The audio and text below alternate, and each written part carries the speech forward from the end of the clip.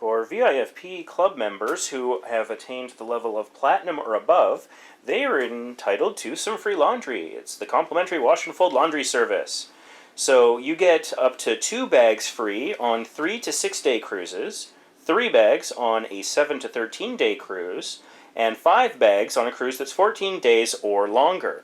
So when it's time to do your laundry, you're going to fill this paper bag here. Before you fill the bag, I recommend filling out this information because it's easier to write on it when it's flat.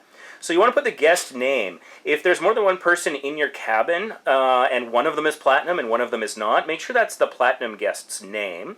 You're going to write down the stateroom number and the date, and then you're going to fill out this form here. It's very important that you include things like the date, stateroom number, name, and sign and sail folio number. And you'll notice this blue box here in the middle. This is very important. This is for the Platinum member wash and fold service. If you do not fill this section out, you might be charged the regular price rather than getting it for free. The way it'll appear on your statement is you'll get a credit of $15 for each bag of free laundry that you get. And when you use the free laundry service, it will deduct against that $15.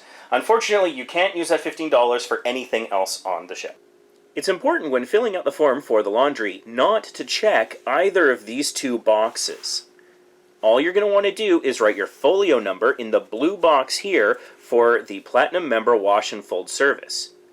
If you write your folio number and check one of the boxes, it will likely confuse the staff at the laundromat and result in delays. It may even result in you being charged for the laundry. So you're going to want to fill this form out carefully.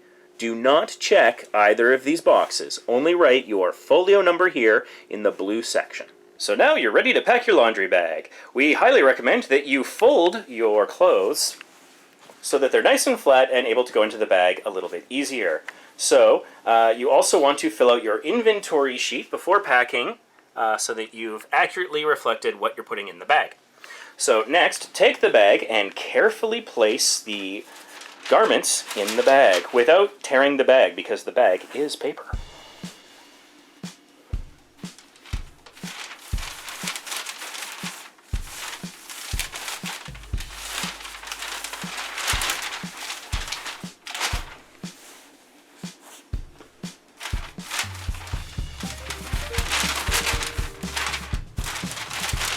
And there you go.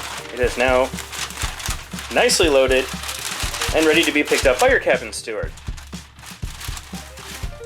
Excellent job, Mike.